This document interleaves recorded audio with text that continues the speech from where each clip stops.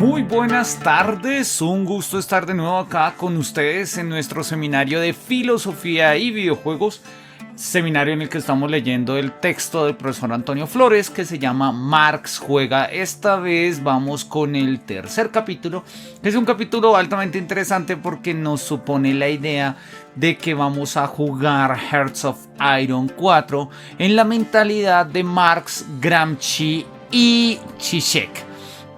Es una propuesta, bastante interesante. Así que vamos a arrancar. Hearts of Iron es un juego de Paradox.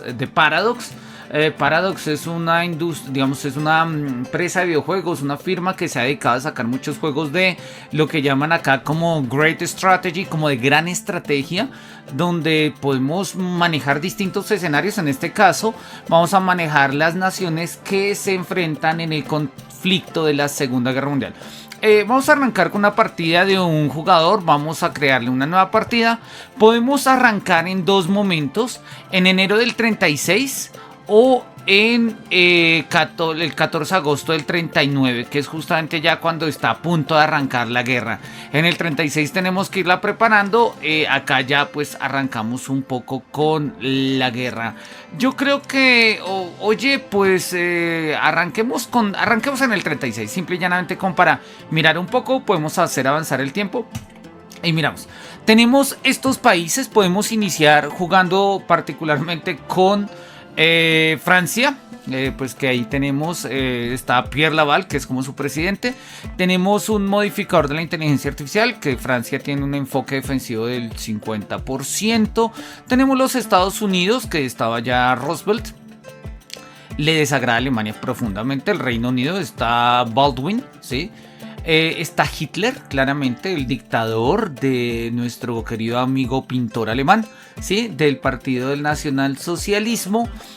Tenemos también a Mussolini en Italia, tenemos a Hirohito en Japón, tenemos a Stalin, y podríamos eventualmente coger otros países. No sé estos países que podamos escoger, supongo que es un poco los que están acá puestos: Yugoslavia, Finlandia, Polonia. Oye, Polonia, ¿por qué no? ¿Sí? Al final de cuentas, en Polonia vamos a ser invadidos rápidamente por los nazis.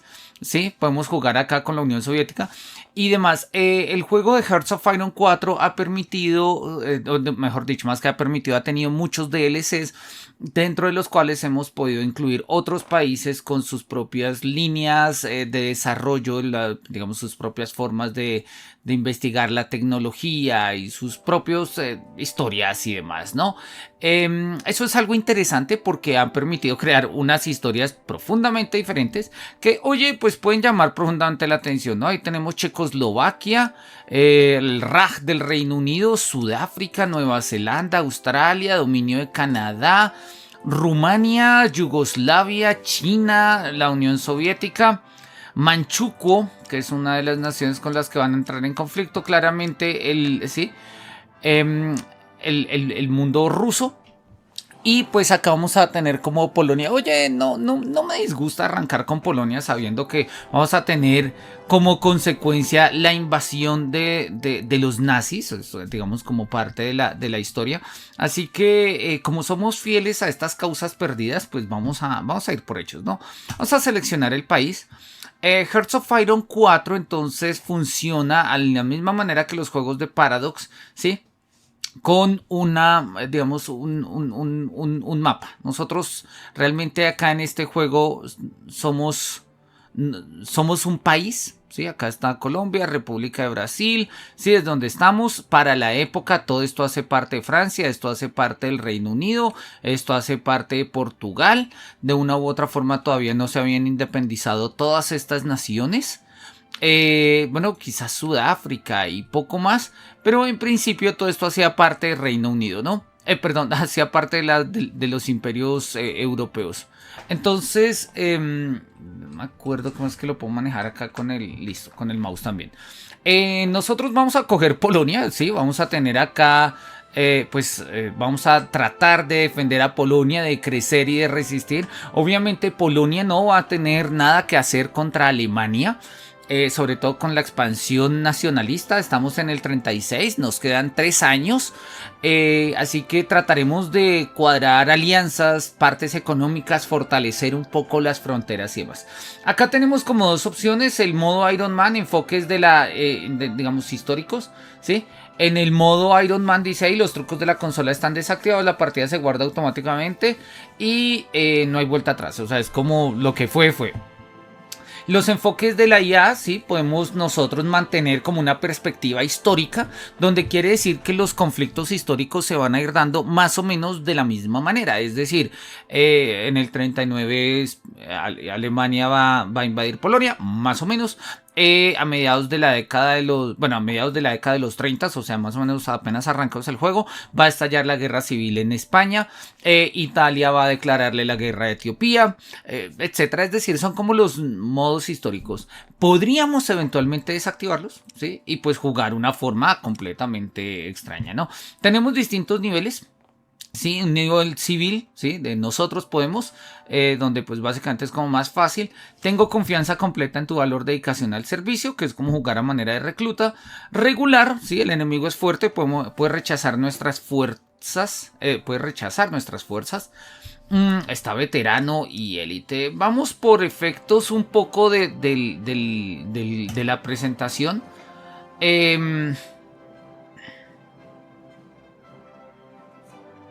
Vamos a jugar en recluta. Yo creo que podemos ahí empezar, ¿no? Le damos acá a empezar. Y pues nosotros, bueno, ahí está iniciando el juego. Tenemos un reloj a manera de cursor. Y está cargando los gráficos y demás. Vamos a mirar entonces un poco como de qué va todo esto.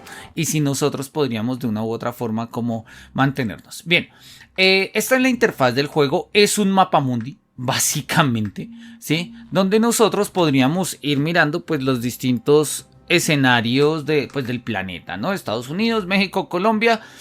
Acá está Asia, está Australia, por acá vamos a tener las Filipinas, ahí vamos a tener Japón, allá está Hiroshima, ¿sí?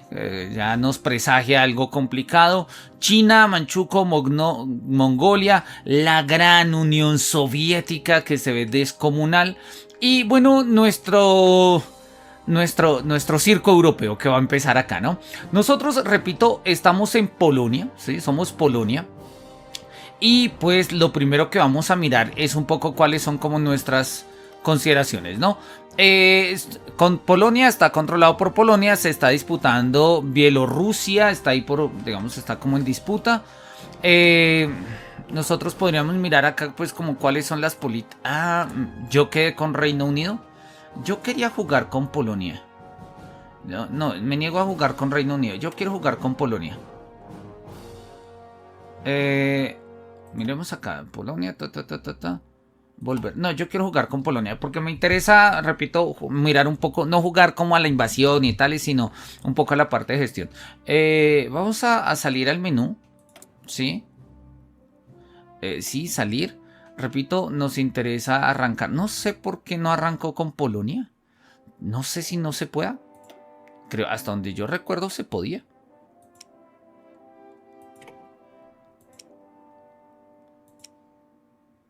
Seleccionar país.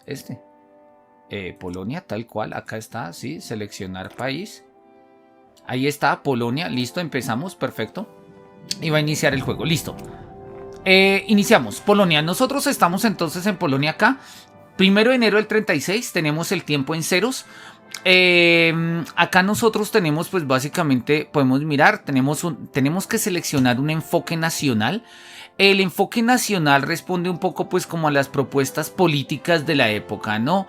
Entonces, básicamente tenemos que mirar como el concepto entre dos mares, si negociamos con el Mar del Norte, si nos terminamos aliando con Italia, si nos vamos a terminar invitando a Dinamarca, Suecia, Noruega, o si más bien vamos a ir como por otros lados, que en este caso sería como prepararnos para la siguiente guerra, que pues es algo que se ve venir, ¿sí? Podríamos tomar incluso un poco este tipo de opciones, de caminos, de tomar medidas drásticas contra el Danzig, pero pues obviamente todavía hay unos aspectos que no cumplimos, ¿no? Que son todos esos que están en rojos. Plan de 4 años, ¿sí?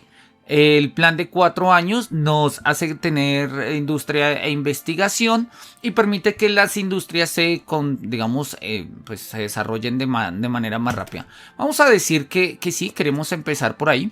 Y nosotros podemos, como tenemos acá nuestras leyes, nuestra investigación y nuestro personal militar. Cuando nosotros arrancamos, ¿sí? Acá tenemos pues quiénes son nuestros militares. Decimos que son solo voluntarios. La investigación y la producción, pues apenas ahí tenemos como un diseñador de tanques. Nos cuesta 150 puntos. Tenemos uno, entonces todavía no podemos hacerlo.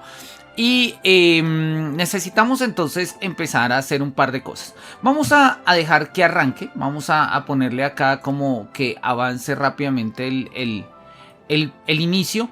Y entonces nosotros vamos mirando. Hearts of Iron tiene entonces acá una especie como de desarrollo donde nos va mostrando qué es lo que va pasando. Vamos a ponerle acá simple y llanamente un poquito más lento para mirar. Vamos 2 de enero del 36, no han pasado mayor cosa. La idea es que nosotros podemos ir poco a poco acá como organizando nuestras tropas. No tenemos todavía ningún ejército asignado. Entonces podríamos poner un ejército.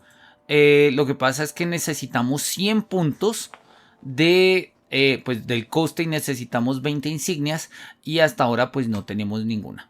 Entonces, bueno, vamos a mirar cómo lo conseguimos. Ahí podemos ver los pequeños trenes que están preparando, que están yendo de un lugar a otro en Polonia. Breslau en ese momento era parte de Alemania, ya para el 36. De hecho, hoy en día ahí en Breslau van a nacer filósofos importantes. Van a ser Edith Stein, van a ser Christian Wolff, el mismo Schleiermacher, ¿no? Hoy en día hace parte del mundo polaco después de que se acabó la Segunda Guerra Mundial, ¿no? Vamos recogiendo puntos, vamos mirando qué podemos hacer. El plan de 4 años va en marcha. Podemos ir mirando como un poco cómo van nuestras políticas y cuáles son como estos territorios ocupados, ¿no? Entonces podemos ir mirando cuáles son los territorios ocupados y cómo va la guerra. Acá en la parte derecha, vamos a poner que avance un poquito más rápido. En la parte derecha hay algo que me llama la atención, que es este globo, este mundo arriba. Este globo muestra qué tan complicada está la condición mundial, ¿sí? Entonces digamos que básicamente pues estamos Día de Reyes, 6 de enero. No ha pasado mucho, ¿sí? Nosotros vamos sumando nuestros puntos de poder poco a poco y el mundo todavía no está ardiendo. En el momento en el que el mundo arda, pues nos vamos a dar cuenta que ahí tendremos pues como que mirar cómo lo resolvemos. Eso va a implicar una cantidad de cosas. Hearts of Iron permite que nosotros vayamos como revisando, no sé, pues por ejemplo, si le ponemos acá F10, nos muestra cuáles son las facciones. Entonces acá está el eje, ¿sí? El Comintern, los aliados, ahí está, los aliados, la República del Brasil, sí, aliados por Canadá, todavía no se han metido los demás, digamos que sea parte un poco del asunto. Sí, de la época de finales de la Primera Guerra Mundial, de la Liga de las Naciones y demás, dónde están las resistencias, cuáles son las rutas de suministro. Ahí tenemos en Polonia, sí, entonces nos damos cuenta que las rutas de suministro están graves en las puntas, entonces podríamos intentar, oye, pues ponerle como mayor infraestructura. ¿Sí? Y acá nosotros podemos mirar cuál es la infraestructura un poco del país, ¿no? Básicamente como en todas partes cabría un poquito más de infraestructura, ¿sí? Siempre podríamos poner, incluso podemos poner acá como fuerzas aéreas, antiaéreos también, podríamos poner infraestructura y demás. Y todo esto puede ser muy interesante, dependiendo un poco de la manera en la que nosotros querramos jugar. Bases navales, las bases navales tendrían que ir al norte. Nosotros tenemos acá nuestras bases navales cerca a Danzig, pero pues esto, Königsberg y Varmia y Masuria hacen parte del Tercer Reich. Obviamente Alemania se va a apoderar de esto lo más rápido que pueda. Y pues nosotros tenemos que mirar un poco como qué más hacemos, ¿no? Entonces, bueno, acá nosotros podemos mirar. Tenemos que resolver, se avecina una huelga de campesinos en 365 días. Bueno, tenemos que mirar cómo la resolvemos, ¿no? Si hemos hecho la reforma agraria, pues ya no tendremos esto. Y si nosotros no hacemos la reforma agraria, pues la huelga seguirá en pie. Tenemos acá de una u otra forma, ¿sí? Cómo reorganizar el sistema ferroviario, ¿sí? Podríamos reorganizarlo. ¿sí? Yo creo que sería como lo suyo. Y también nos dicen requisar trenes civiles, ¿no? Sería como formas de políticas económicas. ¿Qué otro tipo de políticas tenemos acá que sería importante que fuésemos tomando? Condiciones laborales mejoradas. Oye, sería lo propio, pero es una decisión que nos cuesta 100. Tenemos 12 de poder diplomático, ¿sí? Asaltos antifascistas. Debemos tomar medidas contra los elementos fascistas de nuestra nación. Todo esto es deseable, pero no tenemos el poder político para hacerlo en estos momentos, ¿no? La política económica ya la pusimos, requiere todavía unos cuantos días. Y entonces, pues bueno, ahí viene la huelga de campesinos. La huelga de campesinos es algo que se nos va a venir. Mientras tanto, miremos cómo van nuestras investigaciones. Podemos ir seleccionando una tecnología. Ya digamos que estos son como las formas más viejas de armamento, ¿sí? Son fusiles de la Primera Guerra Mundial, pero ya estamos a portes de la Segunda. Entonces, miremos a ver, ¿sí? Si tenemos acá incluso como un modelado en 3D, un modelado en 2D. Podemos seleccionar qué investigar. ¿Sí? Podemos investigar ya por tiempo. Bueno, esta es una investigación realizada. Podemos investigar esto. Dura un año. Más de un año. Poder tener un equipo de infantería mejorado. Así que vamos a ponernos a investigar en esto. ¿Qué más queremos investigar? Podríamos ponernos a investigar también en infantería motorizada. Entonces podemos pensar que es una buena opción, sobre todo teniendo en cuenta que ya en el 39, o sea, en unos 3 años, se nos viene digamos, de manera muy específica, se nos va a llegar la invasión alemana, y podemos investigar una tecnología de la Primera Guerra Mundial que eran las armas automáticas, que según el juego acá en 1918 es una tecnología un poco antigua, gasta menos de un año. Listo, ahí tenemos nuestros 3 núcleos de investigación. Miremos cómo vamos con el tema diplomático. El eje hasta ahora hace parte del Tercer Reich, las grandes potencias, ¿sí? Las grandes potencias son Estados Unidos, Francia, Italia. Los regímenes democráticos. Mira, Colombia, curiosamente ahí en la democracia. Vamos a ver, ojalá la mantengamos. En África, en Europa, en fin, podemos hacer el filtro de lo que nos interese. Comercio, ¿con quiénes comerciamos? ¿Qué tenemos y qué vendemos? Tenemos 18 fábricas civiles, en uso 10, disponemos de 8, ¿sí? ¿Qué quiere decir esto? Que pues podemos utilizar estas fábricas para producir algo que de una u otra manera pues podamos comercializar algo, ¿no? ¿Qué podríamos comercializar? Bueno, pues tendríamos que mirar un poco acá en Polonia qué tenemos, ¿sí? Digamos, nosotros podríamos darnos cuenta, acá nos dicen que tenemos todavía 2 ranuras desbloqueadas para poner en una región rural como algún tipo de industria. Entonces podemos poner como una fábrica civil, por ejemplo. Acá podríamos poner fábricas civiles. Y vamos a poner también depósitos de combustible donde podamos ponerlos. Quizás un poco alejados de la invasión de los nazis para que nos queden a nosotros algo del combustible. Y acá podemos convertir fábricas militares en civiles y viceversa, ¿no? Refinería sintética. Sí, podemos poner nosotros de pronto acá, ya ahí estamos ocupando. ¿Qué estamos produciendo? ¿Sí? Tenemos 2 fábricas destinadas a producir equipo de infantería. Tenemos una fábrica destinada a producir apoyo. Yo creo que lo suyo sería como poner un par de fábricas más en esto. Casa de entreguerras.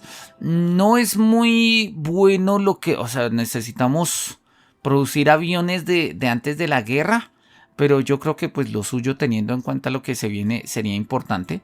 Tenemos que mirar acá, pues bueno, acá tenemos los aviones, tenemos lo que estamos fabricando, sí, tanques, sí, podemos fabricar de una u otra forma tanques, aviones, sí, quizás tanques, ¿será que podemos producir tanques de una u otra manera? Si disponemos 2 fábricas, tendríamos más o menos casi 2 tanques al mes. Oye, no es mucho, pero podría ser, podríamos ir un poco mirando.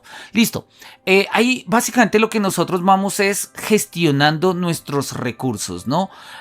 Nosotros, en la medida en que miremos, podemos ir poniendo acá el tiempo más rápido. En la medida en que nosotros miramos, acá está Berlín, ¿sí? Y pues Berlín entonces nos muestra como por quién está disputado, quiénes son las ranuras desbloqueadas, cómo son nuestros enemigos, no sabemos muy bien qué está pasando ahí en Berlín. Ahí está Hannover, está Münster, está Dortmund. Acá estudiamos en Bochum, justo a la mitad entre Dortmund y Essen. Hay un pueblito que se llama Bochum, ahí estudiamos en el Instituto Dilthey, pero en ese momento esto era una de las zonas más importantes de construcción de armamento pues, militar para el nacionalsocialismo, ¿no? Entonces, bien, nosotros vamos creciendo, nuestro poder político va creciendo, nuestra estabilidad no mucho, necesitamos tener como algún tipo de injerencia un poco más, de pronto mirando acá el tema de la logística. Si nosotros tren civil, tenemos un tren civil, yo creo que dejemos los trenes civiles ahí donde están, me parece lo propio. Cuerpo de oficiales, listo. Ahí tenemos el plan de 4 años, listo, ya lo tenemos resuelto. El plan de 4 años nos permitía, ¿sí?, planear la expansión de nuestras infraestructuras para adaptarnos no solo a nuestra industria actual, sino también a la futura. Eso nos ha permitido como, digamos, tres grandes opciones. Tapar huecos entre vías férreas, escuela de matemática polaca, ¿sí? Y la estrategia de la región central. La reforma agraria implica que nosotros nos vayamos por tapar las vías férreas, los huecos en las vías férreas. Entonces, podríamos decir, esto demora 70 días, ¿sí? Entonces, podríamos decir que empecemos. Sí, empezamos este enfoque, estamos tapando los huecos en las vías férreas y vamos a darle ahí play. Mientras tanto, pues nosotros vamos mirando si el personal militar necesitamos 100 de poder político. Todavía no lo tenemos, vamos en 45. ¿Cómo aumentamos el poder político? El poder político aumenta en la medida en que nosotros pues vayamos desarrollando pues actividades, haciendo estas políticas y ejecutando un poco nuestras acciones. Sultanato de Ausa se somete a las exigencias de Italia. Como era de esperar para muchos, el Sultanato de Ausa ha aceptado las exigencias de subyugación de Italia. Si bien el gobierno de Afar mantuvo la esperanza de evitar la ocupación, cada vez está más claro que las potencias coloniales de la región no acudirían a su ayuda, ni Etiopía podría prescindir del personal militar para apoyarlos. Con una situación tan sombría, el gobierno cedió a la presión de Italia para evitar que el pueblo fuese víctima de un derramamiento de sangre innecesario. Las fuerzas de Italia ahora avanzan hacia la pequeña nación para tomar nuevas posiciones en la frontera con Etiopía. No está claro si la ocupación será permanente ni cómo afectará el conflicto más amplio de Italia con Etiopía. Bueno, no es ninguna sorpresa, lo sabíamos, habíamos aceptado el enfoque histórico, y en el enfoque histórico pues nosotros sabíamos que de hecho, digamos, entre las guerras que anteceden a la Segunda Guerra estaba justamente la invasión de Italia a Etiopía, y acá lo tenemos, ¿no? Acá está Italia. Y acá, digamos, están como en los dos puntos, se están comiendo a Etiopía. Ahí se lo va comiendo poco a poco. Él terminará comiéndoselo. Italia termina devorando a Etiopía en su momento. Y lo que vemos claramente acá son, pues, las... digamos como la consecuencia de todo el imperialismo, ¿no? La consecuencia de todo el imperialismo europeo del siglo XIX, comienzos del XX, donde pues básicamente África estaba dividida en Europa. ¿No? Quizás habían unos cuantos... digamos, si bien habían naciones, habían pueblos que estaban allí, la mayoría estaban completamente bajo el gobierno, ¿sí?, pues del mundo europeo, ¿no? Entonces acá lo tenemos, por ejemplo, acá estaba el Cairo, ¿sí?, que pues es de Egipto, pero claramente las políticas están amparadas y gobernados por el mundo europeo. Entonces, bueno, eso lo podemos ver. Acá creo que había una forma de mirar como los mapas, si ahora no me falla. Bueno, ¿qué otras decisiones tenemos? La Guerra Civil Española arranca. Una guerra civil ha estallado en España. Varios generales buscan derrocar al general actual de Madrid. El gobierno ha emitido un pronunciamiento y una gran parte de las Fuerzas Armadas españolas han respondido a su llamada a las armas. Esta facción nacionalista extrema derecha ha ocupado gran parte de España, ¿no? Bueno, la tenemos, la guerra civil española, ¿no? Que los vamos a mirar. Tenemos ahí como la República Española y el Estado español, ¿no? Ahí lo vamos a tener un poco como... ¿sí? El Estado español, pues acá está controlado por España, es fascista y tenemos acá nuestro, pues no sé, el señor del bigote, Franco. Y acá tenemos la República Española, que es comunista y está gestionada por José Díaz. No recuerdo qué tan histórico es este personaje, creo que debe ser histórico porque, pues, repito, tenemos acá. El Estado de España le ha declarado la guerra a la República Española. Bueno, ahí lo tenemos, hace parte como de la... hace parte un poco como de las dinámicas. Vamos mirando mientras tanto porque el tiempo pasa, ya vamos en febrero del 1936 y nosotros todavía tenemos políticas que resolver y situaciones que acatar. La huelga de campesinos sigue en pie, nuestras decisiones todavía no han tomado demasiada forma, mientras tanto el conflicto a nivel mundial se va como gestando, Japón se va armando, Italia ya se va comiendo poco a poco Etiopía, ahí embolsaron a unos parte del ejército de Etiopía. Ahí nos está saludando GovTao, sí, correcto, esto es un juego, se llama Hearts of Iron. Es un juego completamente de gestión. Nosotros lo que tenemos que gestionar son justamente lo que hacemos. En algún momento podemos llevar, digamos, como nuestros ejércitos. No tenemos que pelear, tenemos que hacer estrategias para que ellos peleen. Por ejemplo, acá podemos hacer planes de batalla, ¿sí? O podemos hacer planes de defensa, ¿sí? Entonces podemos establecer como estas son las fronteras con Alemania, vamos a necesitar que se establezca como una frontera. Renania se está remilitarizando, en lo que constituye una flagrante violación del Tratado de Versalles. Alemania ha estacionado tropas en el territorio de Renania, que linda con la frontera francesa. Bueno, preocupante. ¿Qué tan realistas son los eventos? Los eventos son bastante realistas. GovTao, te voy a decir. Porque nosotros le tenemos activo el foco histórico. Entonces, como lo habíamos dicho, hay cosas que van a pasar. Por ejemplo, está pasando la Guerra Española. ¿Sí? Ahí está, tenemos un segundito. Tenemos la Guerra Española, pues la guerra civil que se va a dar entre la República Española y el Estado español guiado por Franco, la República Española guiada por José Díaz. Tenemos el conflicto entre Italia y Etiopía, Italia guiada por Mussolini y Etiopía por Haile Selassie, ¿es que se llama? Sí, correcto, Selassie. Entonces básicamente es esto. Nosotros podemos afectar o sea, le podemos quitar el desarrollo histórico y dejar que esto marche un poco pues como de buenas a primeras. Como le tenemos asignado el enfoque histórico, vamos a darnos cuenta que ahorita en el 38 Alemania va a invadir República Checa, Praga, y luego va a seguir por Polonia, ¿sí? Por eso mi interés era como ¿sí? Como establecer acá una especie de zona de guarnición. Pero pues bueno, todavía no tenemos militares, no tenemos personas, nosotros dependemos de aumentar el poder político y las fuerzas, ¿sí? Tenemos una mano de obra no muy amplia, 151,000. Dicen que hay poca mano de obra, necesitamos mirar cómo lo solucionamos. Tenemos que buscar un general, ¿sí? Entonces, ¿qué doctrina queremos desarrollar, no? ¿Una doctrina de la gran batalla o más bien una perspectiva, sí, un poco más tranquila?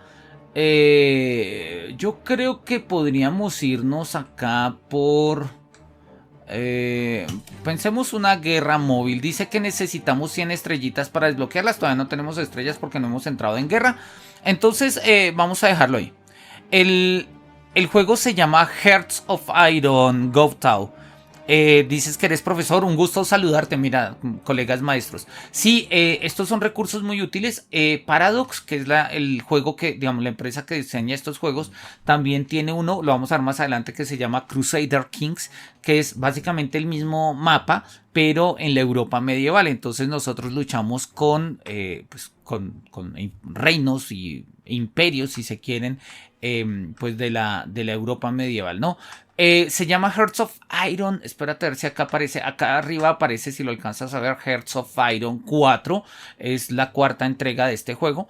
Y pues repito, ahí nosotros vamos viendo cómo van los combates, ¿no? Vamos a mirar, ya hemos tomado una serie de decisiones. Podemos importar películas propagandistas, podemos hacer propagandas por radio. Yo creo que lo que más me interesa es las investigaciones van en turno, la diplomacia todavía no nos afecta. Yo creo que lo que más me interesa es mirar cómo podemos desarrollar, mejor dicho, cómo podemos evitar la huelga de trabajadores que se avecina. Ahí se avecina. En 73 días vamos a tener una huelga de trabajadores. Yo creo que tal vez nos están diciendo que hay poca mano de obra. Podríamos mirar si nosotros poniendo un poquito más de industria, ¿dónde están las industrias? Industria, esto es lo que estamos produciendo. No tenemos más slots para poner acá nada más. Pero oye, podríamos poner, acá dice que podemos poner más ranuras en la Polessie. ¿Cuánto espacio tenemos? 2 de 5, pero tenemos estas ya saturadas. ¿Sí? Detalles, 40. Solo voluntarios. Economía embargada, estamos embargados como consecuencia de la Primera Guerra. Entonces necesitamos mirar cómo ponemos más fábricas. ¿Cómo ponemos más fábricas acá? Yo creo que lo propio sería justamente, dame un segundito, listo. Lo propio sería mirar cómo, sobre todo estos sectores que van a ser los primeros en ser invadidos, no me interesan mantenerlos tanto. Vamos a poner más bien fábricas acá vamos a poner infraestructura. Y vamos a poner infraestructura sobre todo como en la parte central, donde nos haga falta. Porque esa primera parte se la va a comer completamente Alemania en un segundo. Entonces, ya lo vi en Steam, es cariñoso, la vida de los influencers. No, ojalá yo fuera una influencer. Yo lo compré, la verdad, lo compré hace muchos años en un Humble Bundle a $1. No he comprado todos los puntos de...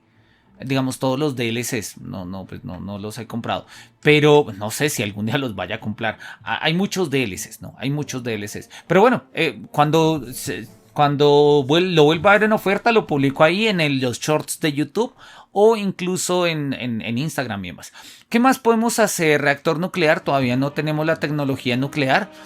Astilleros navales, no me interesa. Fábricas civiles, nos caben todavía un par acá, nos caben otra acá, nos cabría otra por acá. Yo creo que sería como lo propio. Y un antiaéreo, no, todavía no tenemos la tecnología para desarrollar el antiaéreo. Listo, dejemos esto de este tamaño y vamos a darle un poquito más de velocidad. ¿Sí? Hemos tapado los huecos, entonces cada vez estamos más cerca de poder hacer la reforma agraria, ¿sí? Si nosotros hacemos la reforma agraria, detenemos la crisis, la protesta del campesinado. Y pues eso nos ayudaría de una u otra manera a aumentar el poder político y pues digamos la estabilidad.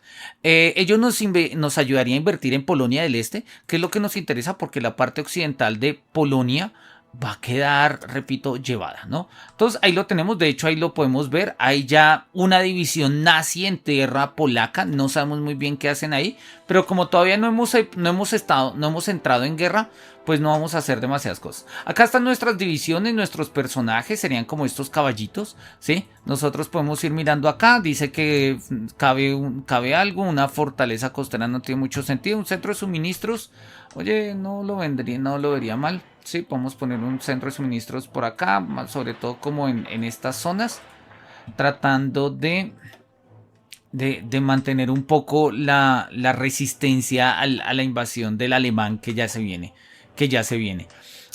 Listo. Ahí nosotros lo tenemos, denme un segundo, vamos en abril del 36. ¿Cómo va la guerra española? La guerra española va avanzando, el Estado español, el fascismo va creciendo, ya la parte norte está a punto de caer, Bilbao y Oviedo están pues básicamente a punto de caer. ¿Qué ha pasado con Etiopía? Italia se sigue expandiendo. y nosotros nos vamos dando cuenta que Etiopía básicamente pues está condenada acá a desaparecer ante las, pues digamos, las dinámicas de la invasión, ¿no? Miremos qué pasa con nuestros elementos diplomáticos. Se avecina una huelga de campesinos, pero como estamos desarrollando un proyecto todavía no pasa nada. Propaganda por radio, nos quedan 9 días para reorganizar el sistema ferroviario. Miremos qué acciones políticas podamos tomar. ¿Podemos mejorar las condiciones laborales? Sí, me parece bien, vamos a mejorar las condiciones laborales. Eso nos cuesta un 45 de poder político, pero nos va a beneficiar pues a futuro porque estamos desarrollando un enfoque social, claramente. Un enfoque social. Escenario de guerra, acá lo tenemos. ¿Sí? Ahí vamos, estos son mis escenarios de guerra. Tengo 3 escuadras acá, que son las que tengo planeadas como para proteger un poco digamos como una línea de defensa. Si vemos acá abajo, en la parte central abajo, tenemos un militar que no le hemos asignado militar. Vamos a ver si lo podemos asignar. Podemos asignar jefe del ejército. No, todavía me falta parte de poder político y demás. Hemos terminado una investigación. Perfecto. ¿Qué más necesitamos hacer? Más investigaciones quizás. ¿Sí? Ya tenemos un poquito más de poder político. Decimos que vamos a requisar trenes. A ver si esperando que con ello podamos demorar un poquito. Asaltos antifascistas, asaltos antidemocráticos no. Vetar el comunismo no. Italia ha tomado 10 estados, se ha anexionado a Etiopía y se han incautado 1077 en equipo. Etiopía ha capitulado. Vaya, tiempos de incertidumbre. No está muy claro esto, qué es lo que va a pasar. Italia ya no está en la península itálica, Italia está en medio África, ¿sí? Y Portugal también y todo. A ver, entonces, ¿qué es lo que nosotros podríamos hacer ahora? Hemos aumentado un poco nuestro poder político, vamos a bajarle un poquito el ritmo para mirar qué es lo que hacemos. Tenemos combustible para 233 días, el desempeño logístico va bien y entonces podemos investigar. Hemos investigado, la tecnología llega a 1,56 años por adelantado. Estas investigaciones ya las tenemos realizadas. Esta no podríamos investigar. Esto todavía nos hace falta un poquito. Y esto estamos investigando esta tecnología. Todavía no podemos investigar más porque estamos como... bueno, podemos investigar las fuerzas especiales, que son marines tipo 1, paracaidistas. Yo creo que lo propio sería investigar marines. Y mientras tanto, gastemos nuestro poder político en temas. Propagandas, no me interesan ahorita las propagandas. La huelga de los campesinos. Política económica, estamos requisando trenes. Volver a formar la mancomunidad de las naciones. Todavía no podemos hacer eso. ¿Sí? Vamos a guardar nuestro poder político para nombrar a un militar. Para nombrar ahí un militar que nos permita a nosotros como avanzar. Listo. Entonces, avancemos un poquito más acá en el juego. Quiero llegar como un poquito ahorita al 37. Y ahorita avanzamos un poco más para mirar. Acá vamos teniendo qué es lo que está pasando. Falta de producción en el equipo. ¿Sí? El equipo necesita apoyo aéreo cercano. ¿Cómo podríamos ponerle un apoyo aéreo cercano? ¿Sí? Pues necesitaríamos como básicamente poner, creo que lo que ya sabemos hacer es aviones de transporte. Tendríamos que ponerle unas... Pero esto...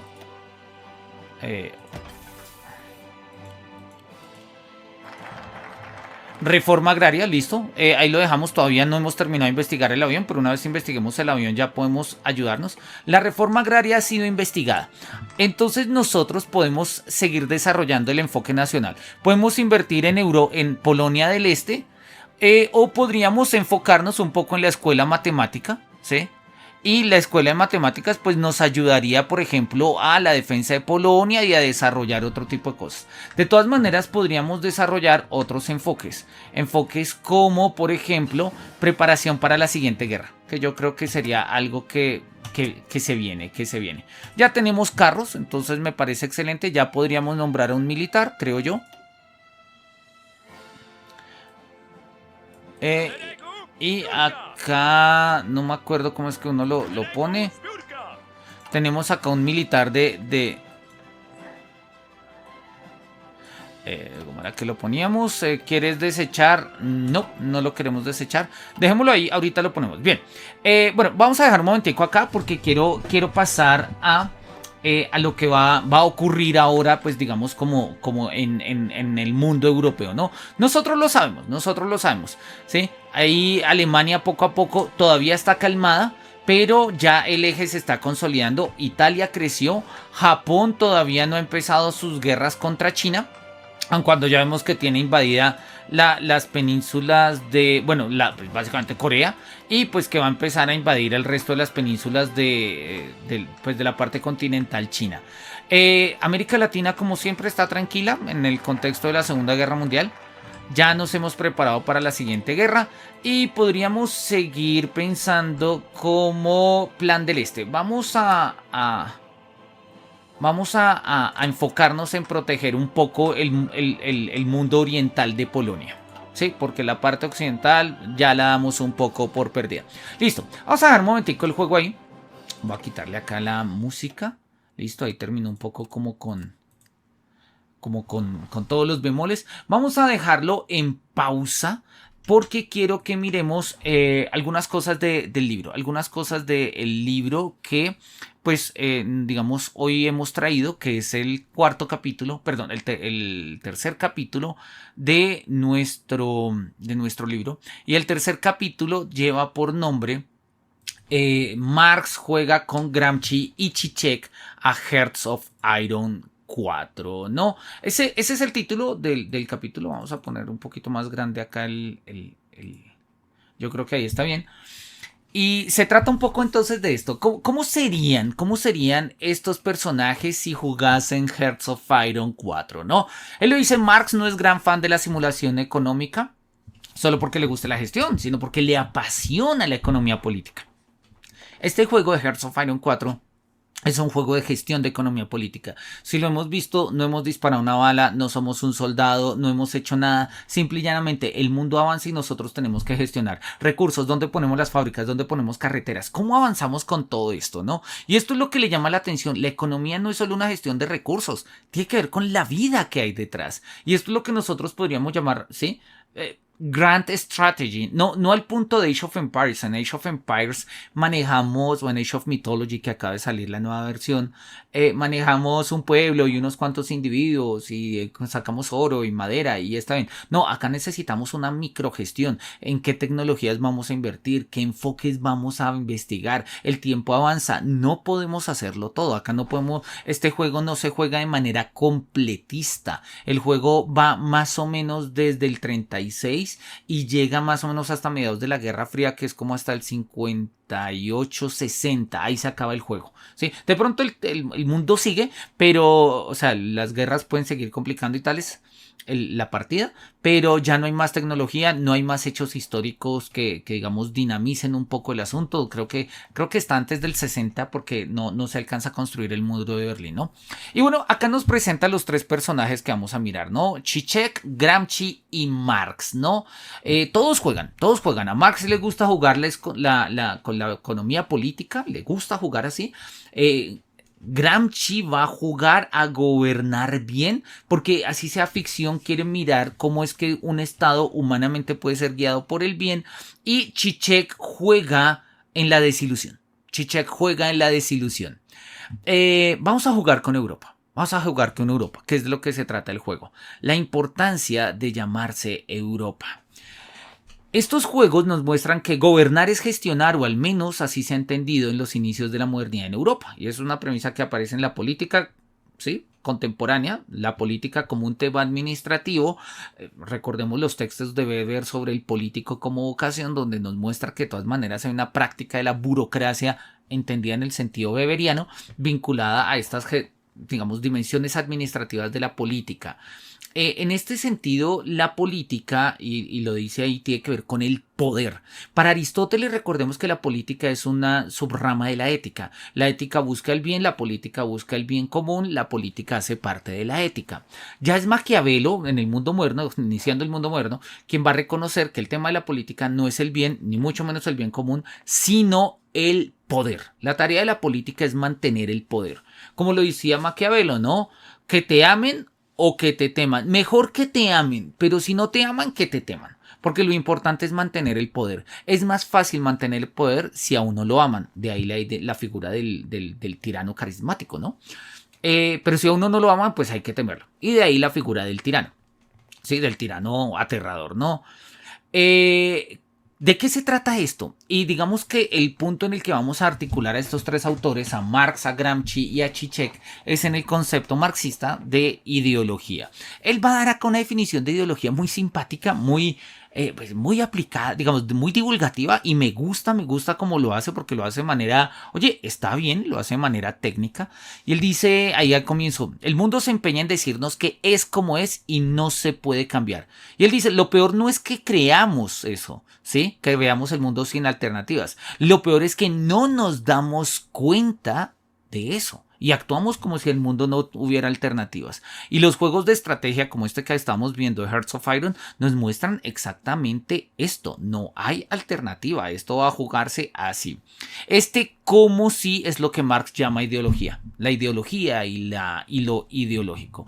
La noción de ideología tiene que ver precisamente con este tipo de discursos, con estas formas, digamos que se establecen como marcos y como horizontes de nuestras acciones, de nuestras valoraciones, de nuestras comprensiones, sobre las cuales nosotros no tomamos distancias, o ante las cuales no tomamos distancias, pero pues están ahí, ¿no? Lo tenemos ahí en azul abajo. La ideología es ese discurso global que justifica las opresiones, los sistemas, las mecánicas de la sociedad, pero que no es visible, sino que se tiene interiorizado. En la medida en que nosotros vivimos en un mundo de sistemas, como también ya lo ha demostrado Luhmann, pues esos sistemas responden a enfoques ideológicos. ¿Por qué estos sistemas? ¿Por qué estas instituciones y no otras?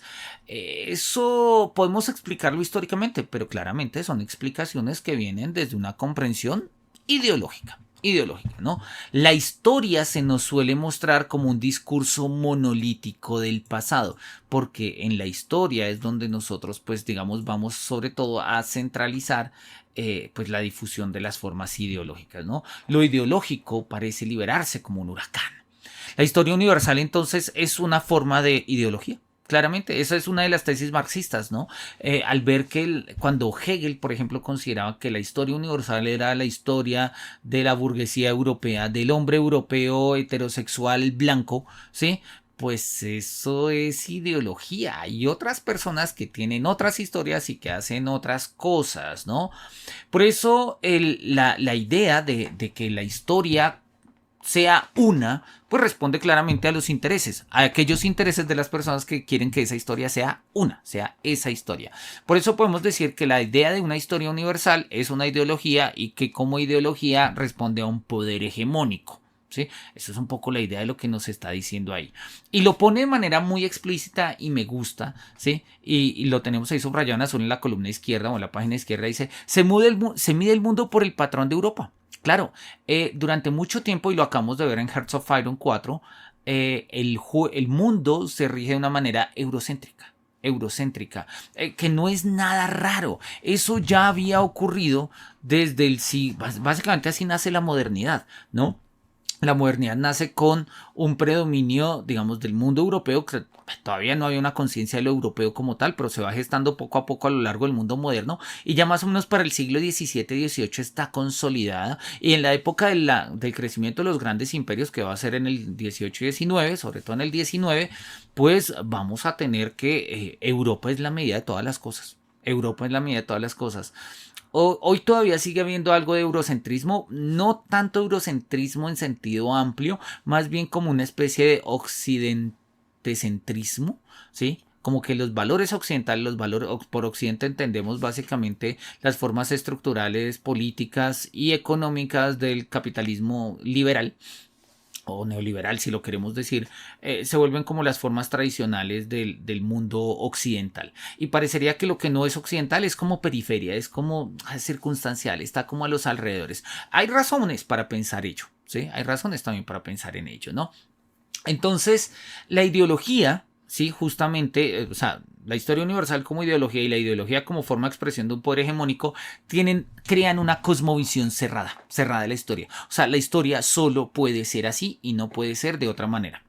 Y lo dice en ese cuadradito rojo que tenemos subrayado.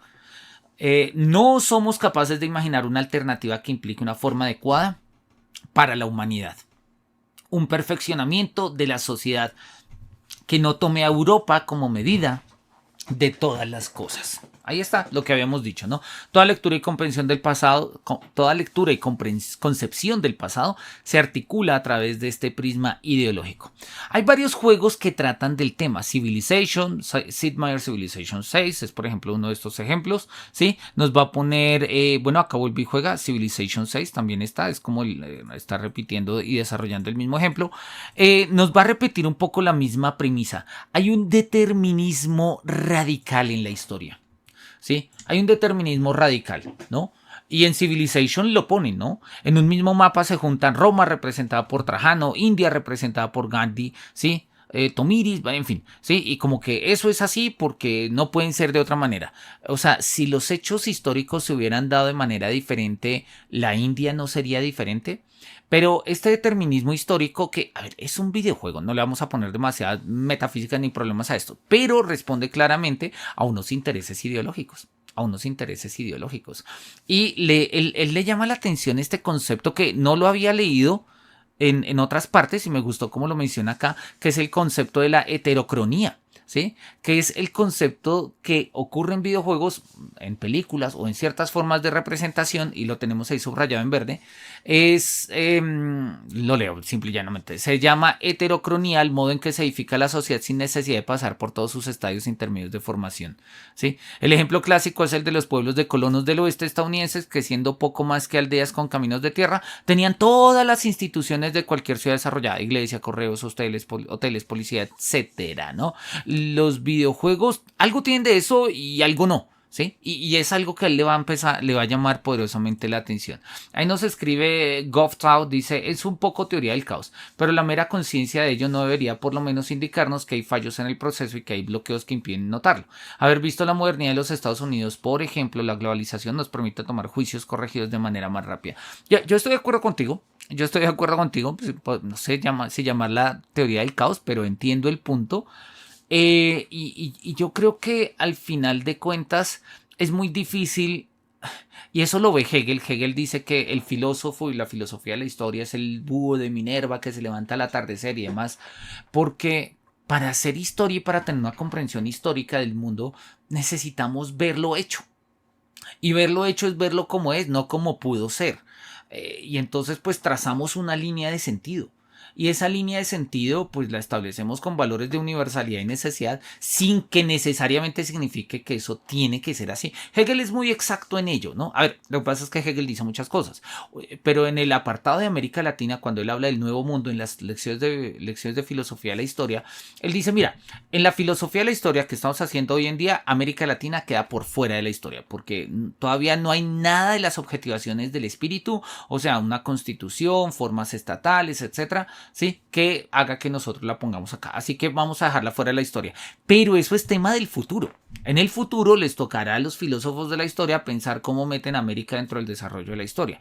Nosotros, ¿cómo lo leímos? Leímos, Hegel consideró que América no hacía parte de la historia.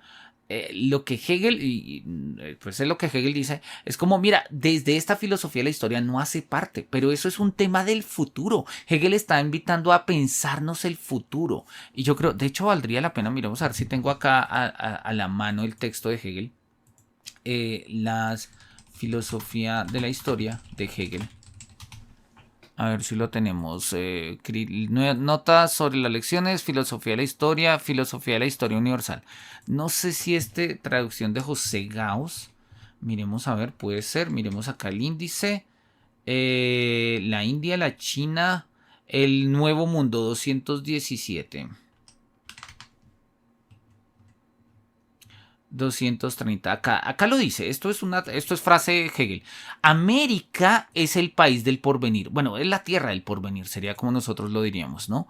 América es la tierra del porvenir. En tiempos futuros se mostrará su importancia histórica. ¿Acaso en la lucha entre América del Norte y América del Sur? Es un país de nostalgia para todos los que están hastiados del Museo Histórico de la Vieja Europa. Se asegura que Napoleón dijo: esta vieja Europa me da náuseas, me marea, ennui, ¿no? De ahí viene el nombre del personaje como del asco que aparece en Intensamente 2. O sea, América debe apartarse del suelo en el que hasta hoy se ha desarrollado la historia universal. Hasta hoy. O sea, hasta hoy América no hace parte de la historia. Pero eso es un tema del futuro. O sea, el punto no es como que nosotros digamos que Hegel sacó a América de la historia. O sea, de la historia que él contó, sí. Pero pues hay que meterla en el futuro. De hecho, eso allá, y lo dice Hegel, allá se va a jugar el futuro.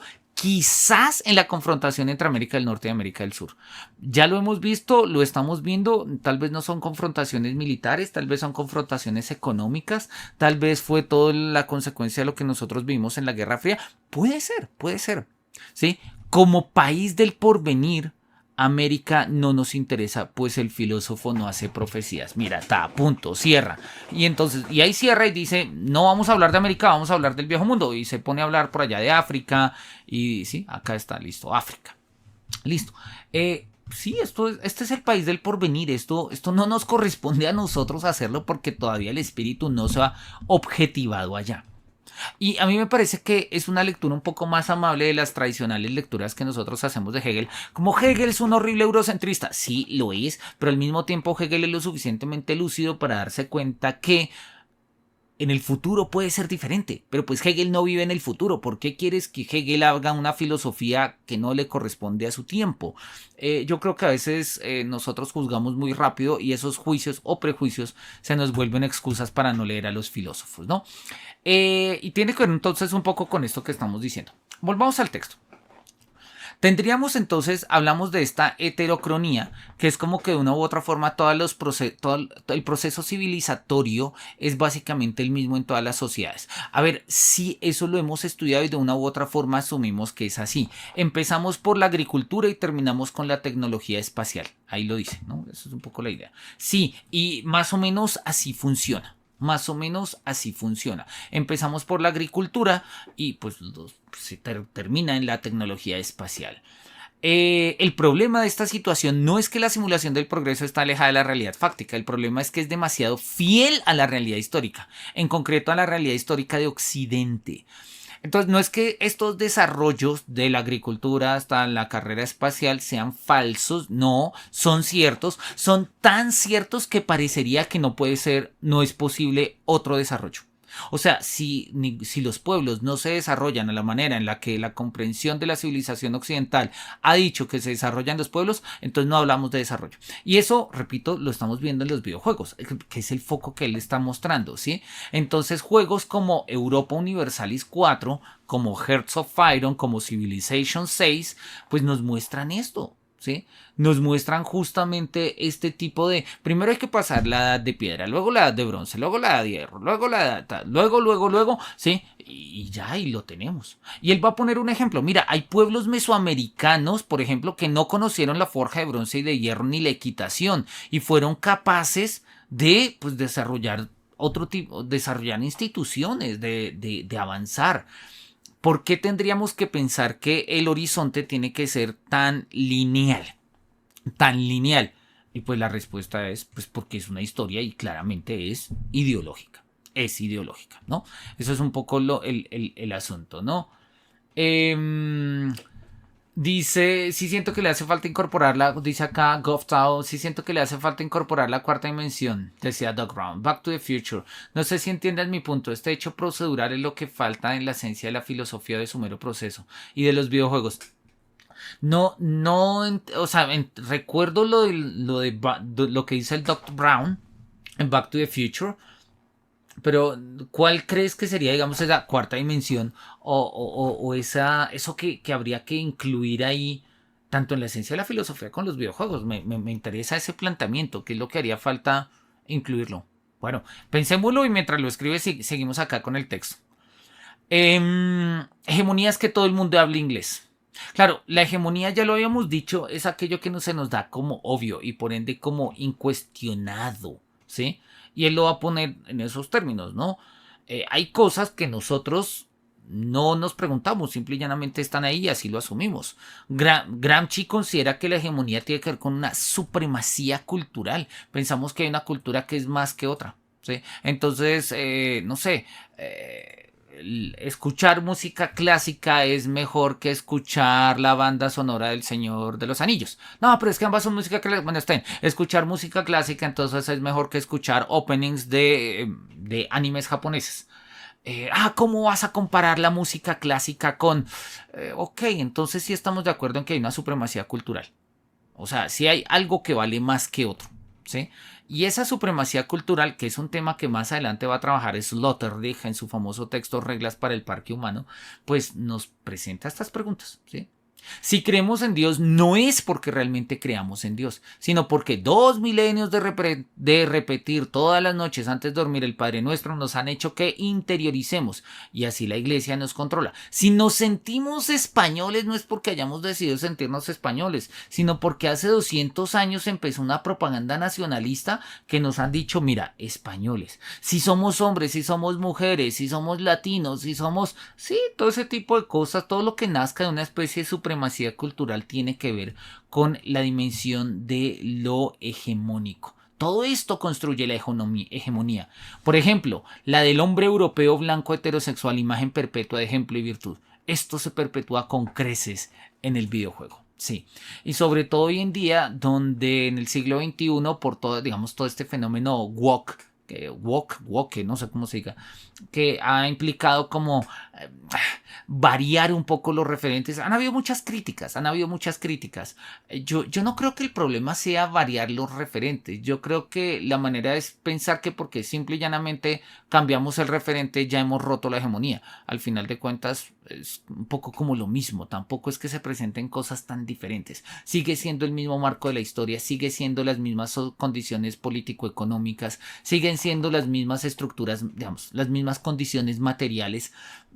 Poner un hombre blanco heterosexual o poner una mujer morena bisexual como en Life is Strange True Colors, pues sí, o sea, chévere, una historia con otro protagonista, pero la historia es la misma porque responden como a unas líneas elementales de la hegemonía cultural, que es lo que nos está diciendo. Los videojuegos siguen en este sentido, ¿sí? Mantienen esta idea de la cultura como cultura nacional o cultura occidental. Y nosotros lo vemos, ¿no? Cada vez que lo habíamos visto en un libro anterior cuando hacíamos el seminario pasado interactivo, cuando hablábamos de lo que son los retrolugares. Si nosotros nos queremos representar el mundo antiguo, el mundo griego o el mundo romano, pues hay cosas que tienen que estar representadas sí o sí. No importa que históricamente no hayan acontecido, tienen que estar ahí porque es la manera en la que nosotros hoy no lo representamos. Y esas formas son claramente formas de representación de nuestra herencia cultural y por ende, pues son formas ideológicas de entender y asumir la cultura, ¿no? Que es un poco el asunto. Nos responde Goftau, le falta incluir lo que pudo ser.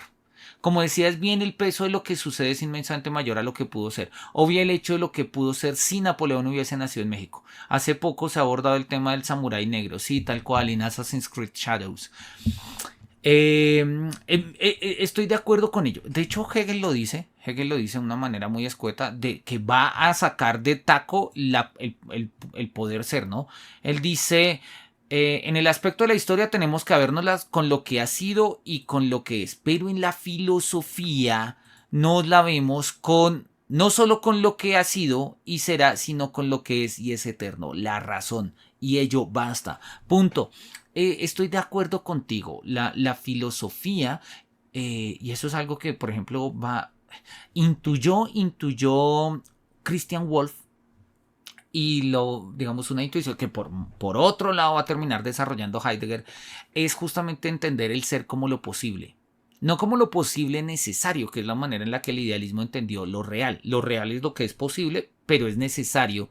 O sea, es una posibilidad que tiene que darse. Entonces, eso es lo que vamos a llamar realidad. Pero al lado de la realidad hay posibilidades no necesarias, pero que son posibles. Eso. Napoleón nació en México.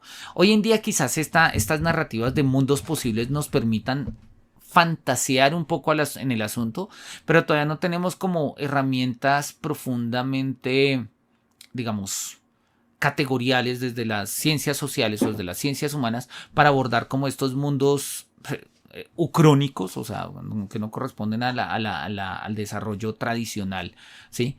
De la historia.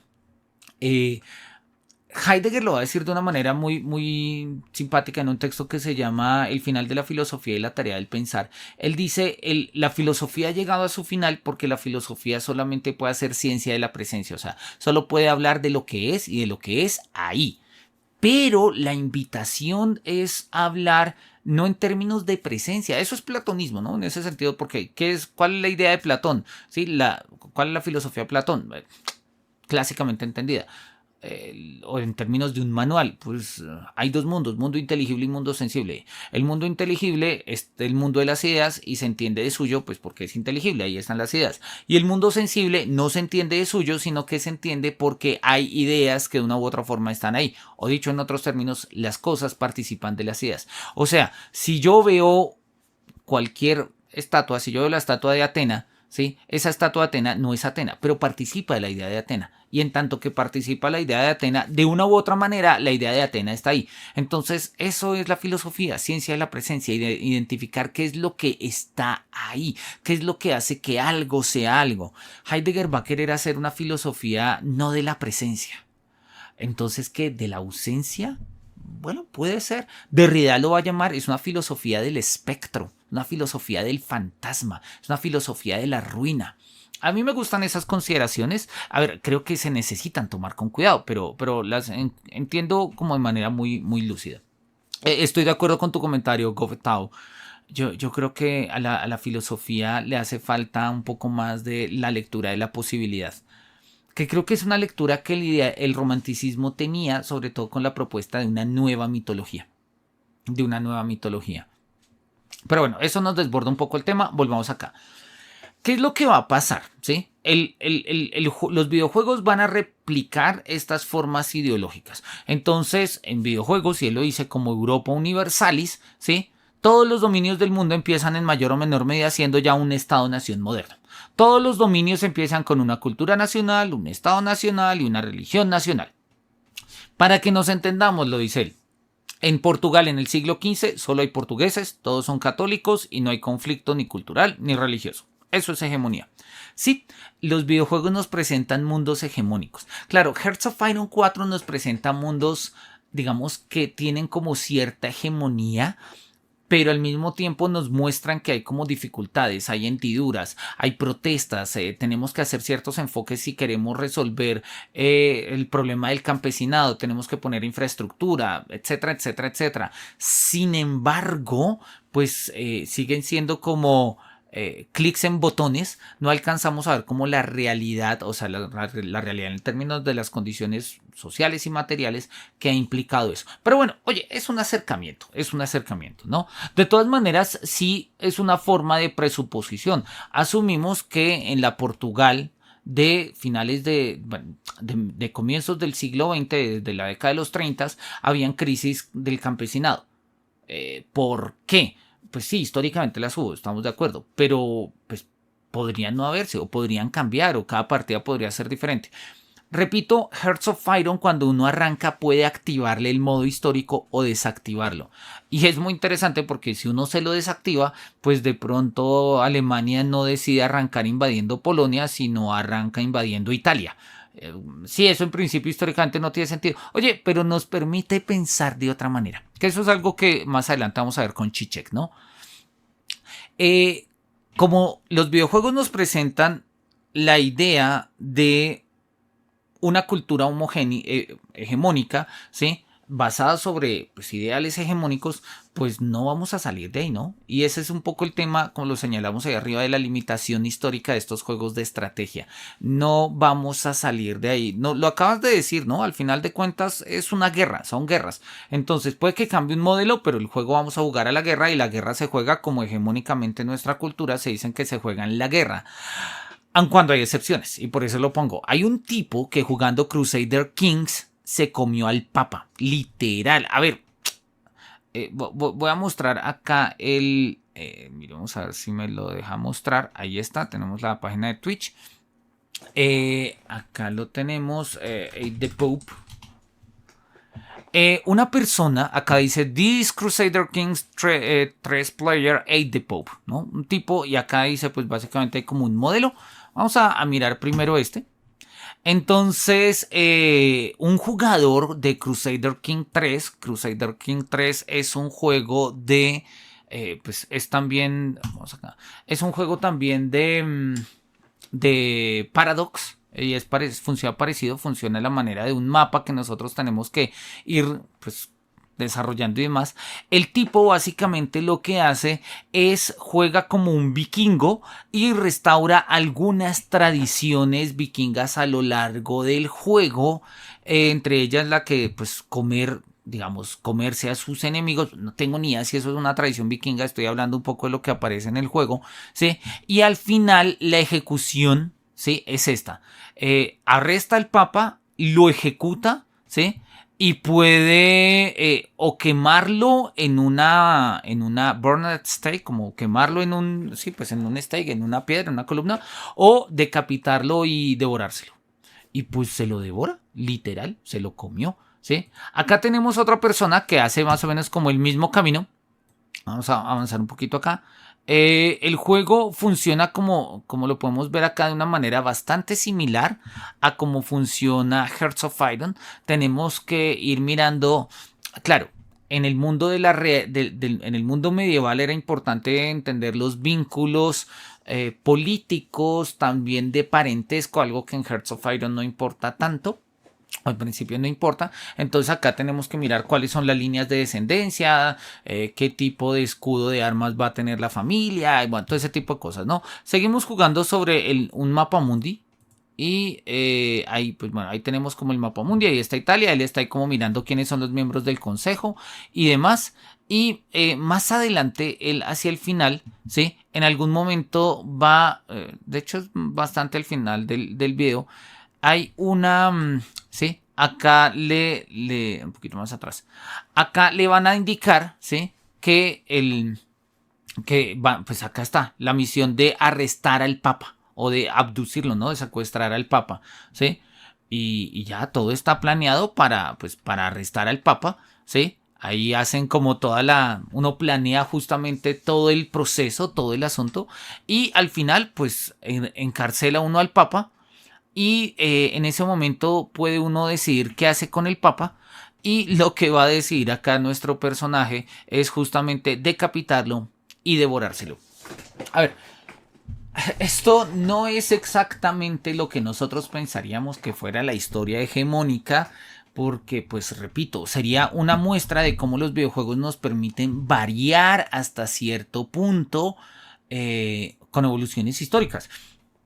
Si los vikingos, repito, no tengo ni idea si los vikingos se comían a los enemigos, es algo de lo que parte el juego, pero asumiendo eso, si los vikingos se comían a sus enemigos, podríamos nosotros considerar que si los vikingos no se hubieran asentado en Normandía y no hubieran desaparecido de la manera en que desaparecieron y demás, y se hubieran opuesto al papado, es probable que sí, de pronto hubiese alguien que se hubiese comido un papa. Sí, podría haber pasado si esas condiciones que estamos señalando fuesen ciertas.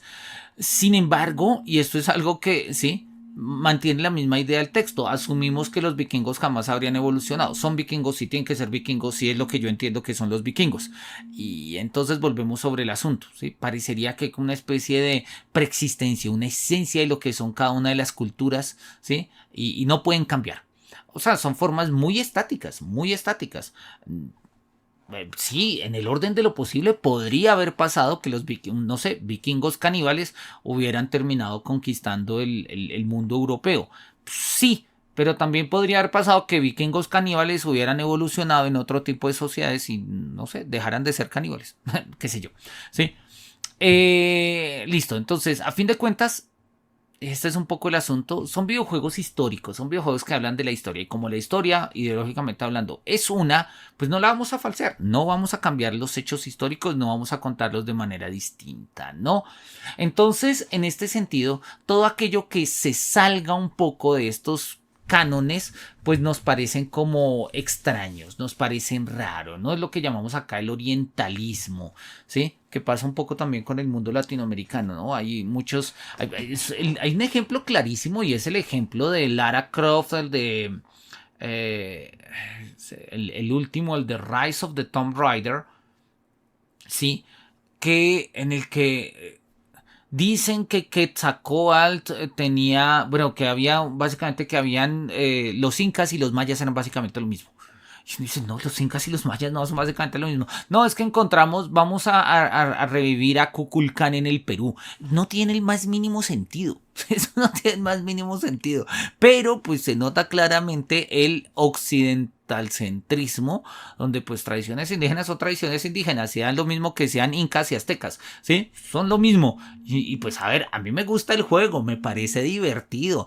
Históricamente, o sea, tiene los desfases más locos del mundo y parte de unas premisas súper fumadas que no tiene el más mínimo sentido, ¿sí? ¿Qué habría pasado si los aztecas fueran los mismos incas? Oye, interesante, podemos hacernos esas preguntas, pero el videojuego tampoco se las hace. El videojuego toma digamos, el motivo indígena de una manera muy unilateral, o sea, muy hegemónica, lo presenta de alguna manera y sobre ello pues presenta un poco sus propuestas, ¿no? Ese es el juego de Tomb Raider, ¿no?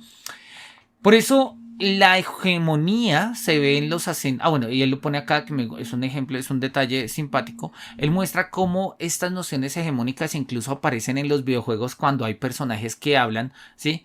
Entonces, todos hablan inglés y obviamente uno se vincula con el que hable, pues en este caso español, con el que hable como el acento más neutral, porque pues por pura proximidad psicológica se acerca uno más a ellos, y aquellos que son de Oriente entonces tienen que hablar un poco más árabe, ¿no? Y él dice, por ejemplo, en el juego de Roma 2, ¿sí? Tienen acento árabe, el acento que tendría en la actualidad el inglés hablado por personas de origen árabo-parlante. De manera similar ocurre con los bárbaros europeos, cuyo inglés denota un acento alemán o ruso. Y pues eso son formas curiosas, ¿no? Y me gusta mucho esa idea y por eso lo pongo en azul, ¿no? Dice, Occidente, con Roma es el eje de la civilización porque hablan bien. Y es un motivo chiquito, digamos, pequeño, al margen de todo, pero que es importante. Cuando uno juega ciertos juegos, uno lo nota. La voz, el acento que le ponen a ciertos NPCs, a ciertos personajes no jugables, muestran un poco formas ideológicas, son formas valorativas claramente, ¿no? Incluso las mismas palabras que utilizan. Juegos... Por ejemplo, en San Andreas es muy claro, en Grand Theft Auto en San Andreas es muy claro cómo todas las personas afrodescendientes como CJ y demás hablan, ¿no? De give me the fucking money, no sé qué, sí, hablan como, sí, pues, como hablan de una u otra manera, o mejor dicho, como según formas hegemónicas se dicen que hablan las personas de raza negra. Y uno dice, pero eso es así, eso no es así, esto es hegemónico. Igual, el caso es que lo identificamos y como lo identificamos lo entendemos y como lo entendemos pues podemos divertirnos. Y no está mal. El problema no es que eso esté mal, el problema es pensar que no puede ser diferente. Y ahí es donde está como un poco el quid justamente de lo hegemónico, ¿sí? Nos estabas diciendo acá GovTalk, exacto, no suele abordarse, bueno, los vikingos desarrollaron X filosofía basada en el Valhalla y fuese la solución final, correcto. No solo es una barrera, sino que es una alienación que tal vez apunta a impedir un pensamiento más lateral. Yo estoy de acuerdo y por eso me gusta como este análisis que está él presentando, ¿no? Él presenta esto como que el problema de los videojuegos es que a veces, a ver, los videojuegos nos permiten a nosotros despertar preguntas críticas, pero nos formular preguntas críticas.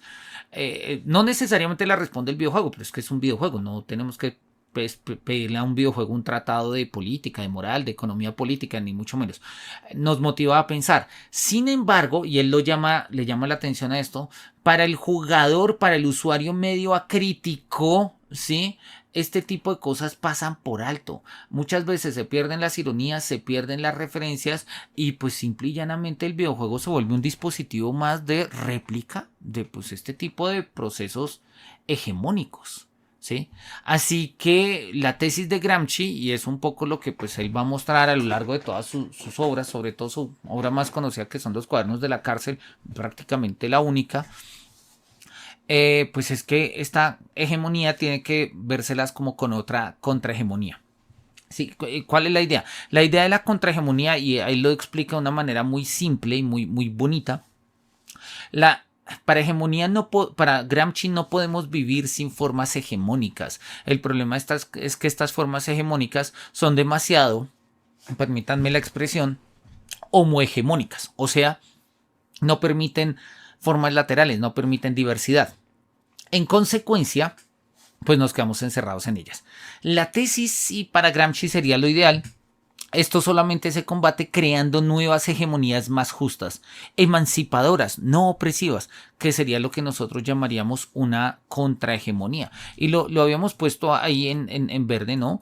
Hay que conquistar la conciencia al mismo tiempo que se conquista el poder. Conquistar la conciencia quiere decir conquistar estas formas hegemónicas. No se trata de destruirlos ni de salirnos de toda hegemonía, como lo pensara en su momento Bakunin, cuando a mí en lo personal me gusta la propuesta de Bakunin. Para Gramsci se trata muy en el orden marxista de que hay que tener una dictadura del proletariado y demás, de cómo nosotros podemos mantener unas hegemonías, pero unas hegemonías justas, emancipadoras, no opresivas, ¿sí? Eso sería una propuesta interesante. Todos los porcentajes en el país de los soviets, todos son porcentajes, perdón, en el país de los soviets. Hablamos de Zizek. Zizek, o sea, a ver, la entrada Marx, Gramsci, Zizek suena un poco raro. Zizek es heterodoxo. Zizek es marxista porque lo lee Marx y él dice que es marxista, pero no se parece a ninguno de los otros marxistas. Dice cosas con las que ningún marxista estaría de acuerdo y yo creo que dice cosas que el mismo Marx no aceptaría. Pero oye, bueno, son formas heterodoxas, son formas incluso no hegemónicas del marxismo y a mí me parece muy chévere que lo haya traído y que lo haya puesto en estos términos, ¿no?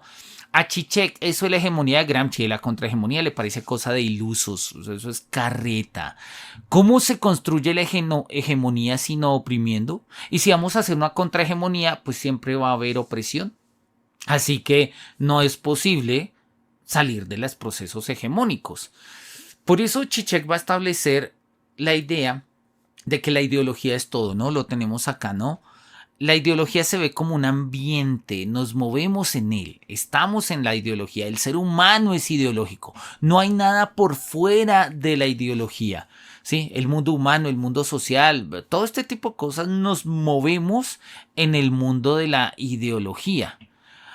Así que no tiene sentido poner ideología a realidad, ¿sí? Porque lo real justamente se expresa en el orden de lo ideológico. Más bien, y es una idea interesante de Zizek, que sin embargo, a mi juicio y hasta donde yo conozco, no soy un lector profundo de Zizek, pero he leído varias de sus obras, pero no todas.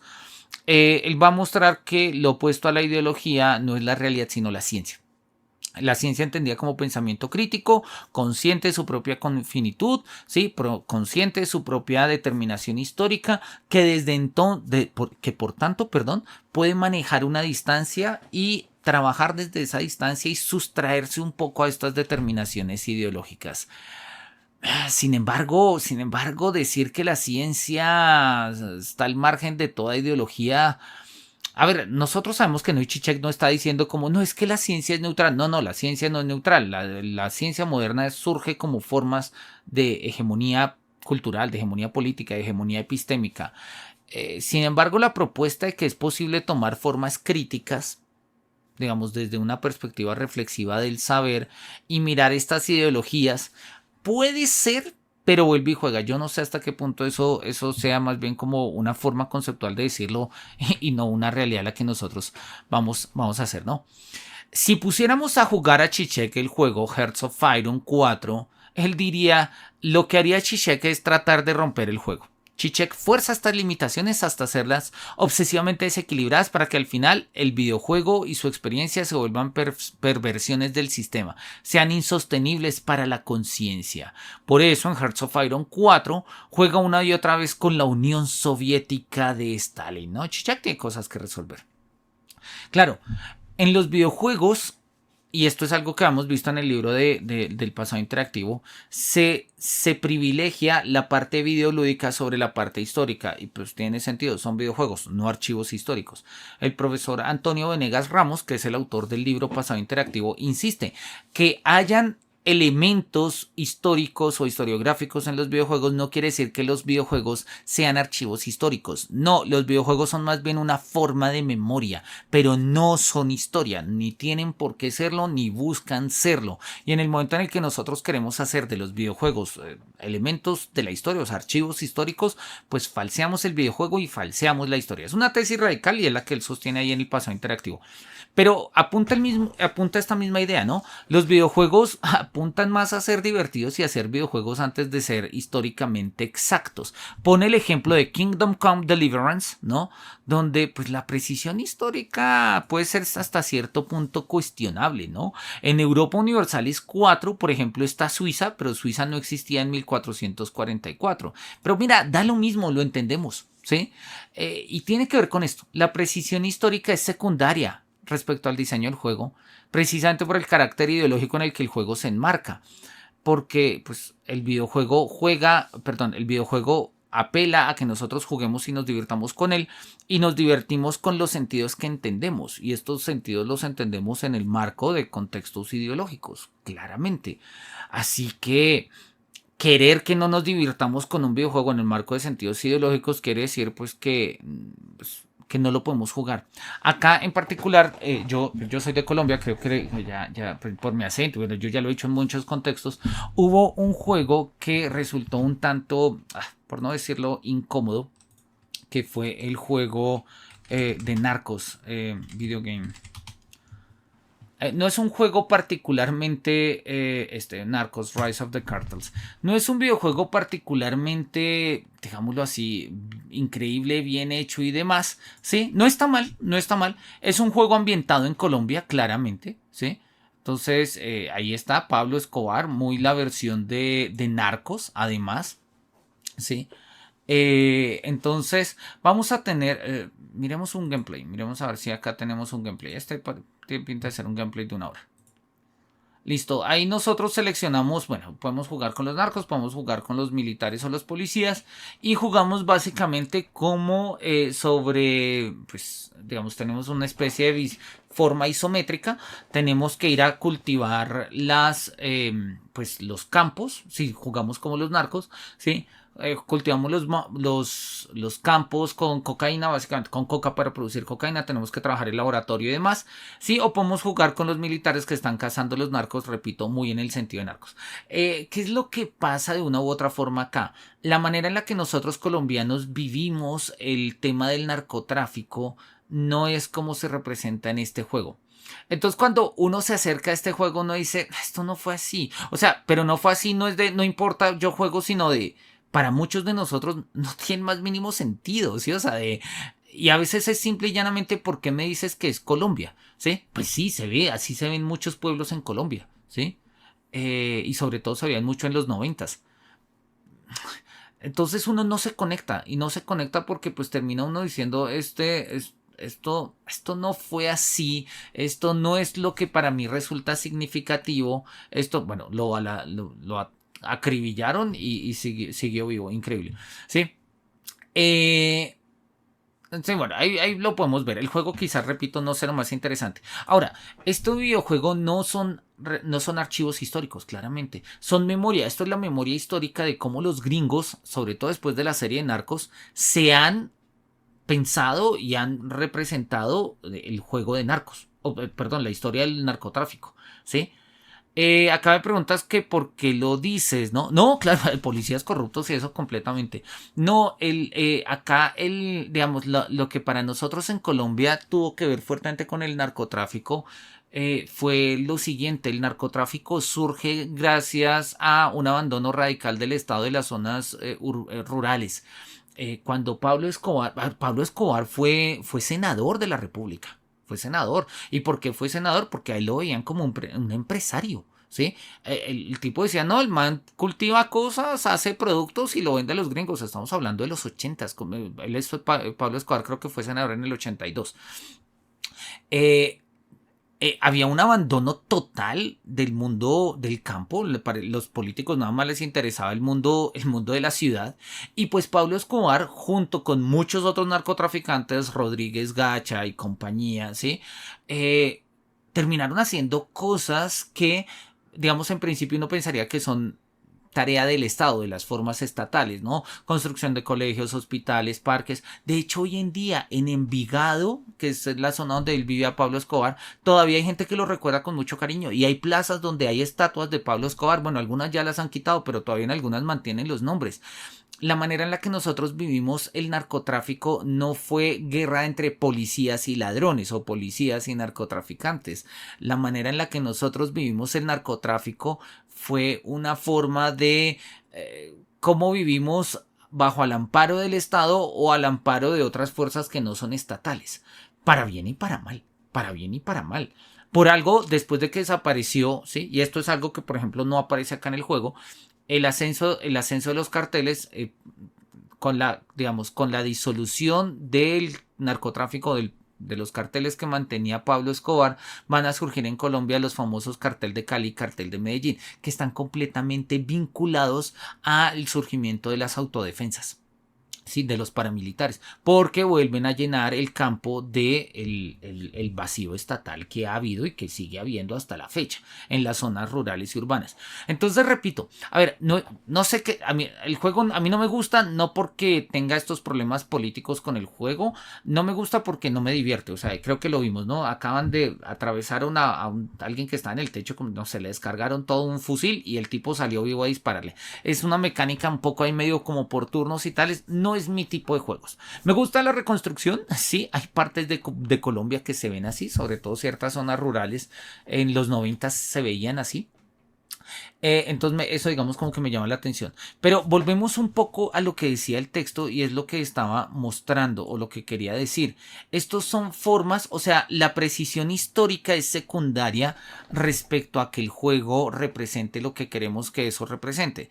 Y si queremos que represente pues las formas hegemónicas donde como nos hemos representado el conflicto entre buenos y malos o entre policías y narcotraficantes o como lo querramos ver, pues lo representamos a nuestra manera. Son videojuegos gringos que tienen la perspectiva de narcos. Cuando yo hablo de eso, cuando por ejemplo Narcos, la serie de Netflix, que por lo más como serie creo que está bien hecha, lo divierte a uno, no sé, a mí me gustó, en fin. Creo que hay una serie que apela un poco más, además es hecha por colombianos, directores colombianos, que se llama Escobar, el patrón del mal. Esa estaba en Netflix, no sé si todavía valdría la pena también echarle una mirada, donde tratamos de presentar un poco, y digo tratamos como ejercicio colombiano, de presentar algo que no responda a una ideología gringa de yo soy un policía de la CIA que viene a acabar con el narcotraficante, sino que muestra un poco por qué surge lo que surge, cuáles son las condiciones, qué se pasaba en estos, quiénes fueron los que murieron, o sea, un poco este carácter un poco más complejo que hay detrás, ¿no? Y no nos quedamos un poco en esto que llama las abstracciones históricas. Que bueno, pasa. En fin, vamos a ir terminando. Igual nos quedan 2 páginas, ya nos quedan 2 páginas para mirar. Pero en el fondo, él nos va a mostrar un poco esto. Y lo dice, y es como el tema específicamente. Dice, mira, hay aspectos que sin embargo son históricos, están ahí, son patentes, todo el mundo los conoce, todo el mundo los entiende y de un momento a otro como que no se tienen en cuenta y desaparecen. Y pone el ejemplo del Holocausto. Y dice, mira, Hearts of Iron 4 deliberadamente no toca el tema del holocausto y son como estas grandes ausencias. No solamente no toca el tema del holocausto, se vuela a otros temas, ¿sí? Él dice acá, por ejemplo, la noche de los cristales rotos, ¿no? El trabajo esclavo, ¿no? Las deportaciones, los campos de concentración, todos esos elementos que eran política de guerra de la Alemania nazi no aparecen en el juego, ¿sí? De hecho, y esto es algo interesante, se han eliminado las esvásticas. Eso pues por una razón inicialmente comercial, porque hasta el 2018 estuvo prohibido en Alemania el uso de la esvástica en videojuegos. Ya hoy en día está permitido, igual eso hay que pedir permisos y demás. Pero él lo pone así, dice la desarrolladora, o sea, Paradox ha decidido que todos estos elementos no son importantes para representar el periodo histórico que se está abordando. Yo no creo que Paradox quite las referencias del nazismo porque considera que no son importantes. Yo creo que no las pone como una forma de autocensura, como una forma de mira, no voy a tocar susceptibilidades. pero no porque no las considere importantes, ¿no? Y a mí me gusta esta idea que pone, a mí me gusta esta idea que pone, ¿no? Este caso de los videojuegos, ¿sí? El videojuego, mejor dicho, uno elige cómo recuerda. Jugar es elegir cómo se recuerda. Cómo se juega implica cómo uno recuerda. Y él dice, lo grave es esto, que la desarrolladora está eligiendo cómo recordar por nosotros, quienes jugamos. Me parece un poco exagerado, pero entiendo el punto y repito, me gusta la formulación. Sí, me gusta la formulación. Y oye, bueno, tendríamos que mirarlo, ¿no? Aquí es donde cualquiera vería una infamia. Zizek ve una oportunidad. Lo sabemos, al incidir en este olvido selectivo, lo que estamos haciendo es forzar la moral de los que están en el mando y creen definir la moral de los demás. Zizek se aferra a este como si ideológico. Es ficción. Estamos en videojuegos, ¿no? ¿Sí? Y sin embargo, en los videojuegos se da la misma ideología que ha terminado produciendo guerras y demás. Pero en los videojuegos es más fácil llevar estas ideologías a extremos, romperlas, llevarlas a límites, ¿no? No ocurre en la realidad, pero actuamos como si así fuera. Y eso mina y abre poco a poco la herida de las contradicciones del sistema. Entonces, para Zizek juega llevando los juegos al límite porque es una forma de llevar las ideologías al límite. Sin embargo, él lo sabe, que esto puede ser un peligro y ahí por eso ahí lo ponemos. El gran peligro es que al igual que se puede convertir la emancipación universal con la Unión Soviética, se puede conseguir la tiranía universal con el Tercer Reich. Esto nos lleva a otros problemas, pero Zizek está dispuesto a asumir el riesgo. Bien, ahí terminados el tercer capítulo, luego viene Adorno juega a Hollow Knight. Eso lo veremos en 15 días, dentro de 8 días voy a estar en el Congreso Colombiano de Filosofía, acá en la ciudad de Tunja. Yo estoy en Bogotá, en la ciudad de Tunja, y pues no voy a estar acá, pero entonces en 15 días seguimos con el asunto. Quiero terminar volviendo un poco a Hearts of Iron. ¿No? Nosotros lo tenemos acá, vamos a hacer que avance un poquito la historia, ¿sí? Y vamos a mirar un poco cuáles son como todas estas, ¿sí? Circunstancias e historias que van pasando, ¿no? Los juegos de la decimoprimera Olimpiada alcancé a ver, no lo alcancé a ver, ¿sí? Que fueron las Olimpiadas que se dieron por allá en Alemania. Alemania ya empieza a pintar como algunos escenarios, ¿sí? Y pues nosotros vemos que la guerra, ¿sí? Básicamente en Etiopía ha terminado. El mundo va a cambiar, ¿sí? Y en la medida en que el mundo cambie, pues nos damos cuenta que van a haber cada vez más problemas en este contexto. Nosotros ¿cómo jugamos? Nosotros jugamos acá poniendo fábricas, nosotros jugamos, no movemos soldados, ¿sí? Nosotros jugamos acá básicamente tomando decisiones políticas, mirando un poquito, ¿sí? El enfoque, haciendo enfoques nacionales, mirando qué decisiones políticas podemos tomar, ¿sí? Volvemos a mancomunarnos las naciones, quizás no tendría mucho sentido. Requisamos trenes, podría eso ayudar a combatir a los espías, ¿sí? Cancelamos el fascismo, ¿sí? O el comunismo, nos unimos libremente a Hitler ahora que nos invada. ¿Qué es lo que vamos a hacer, no? Este tipo de decisiones nos ayuda a nosotros a entender un poco que digamos, las dinámicas propias del juego nos representan formas ideológicas en las que nosotros estamos mostrando, pues digamos que nosotros nos representamos. Y el videojuego tiene sentido precisamente por ello. Si nosotros jugamos con ciertos países, ¿no? Como Italia, pues parte del foco está en conquistar Etiopía. Si nosotros jugamos, por ejemplo, vamos a poner acá una nueva academia militar. Si nosotros jugamos con Francia, pues vamos a tener que resistir el embate de los nazis, ¿sí? Y tenemos que ir a resolver qué va a pasar con nuestras colonias en África, etcétera, etcétera, etcétera. O sea, la manera en la que nosotros jugamos no es neutral. Nosotros podemos jugar a la Segunda Guerra Mundial, sí, pero cómo se juega es cómo lo recordamos. Y precisamente ahí es donde volvemos sobre la idea del texto de Antonio Venegas Ramos de Pasado Interactivo. Los videojuegos son memoria, los videojuegos funcionan como memoria, pueden estar llenos de elementos históricos, esta foto seguramente podrá ser una foto histórica, no tengo ni idea, de pronto valdría la pena mirarlo, hay juegos que lo traen, hay juegos que traen evidencias históricas, genial, pero la tarea del juego es más bien funcionar a manera de memoria, ver, o sea, entender críticamente si se quiere. Cómo jugamos es entender cómo recordamos. Pacto anti-Comintern. Alemania propone que firmemos un pacto contra el gobierno de la Comintern de extender el comunismo por todo el mundo a través de la subversión y la violencia. Al firmar este pacto nos comprometemos a compartir información sobre la amenaza comunista y a cooperar en su contra.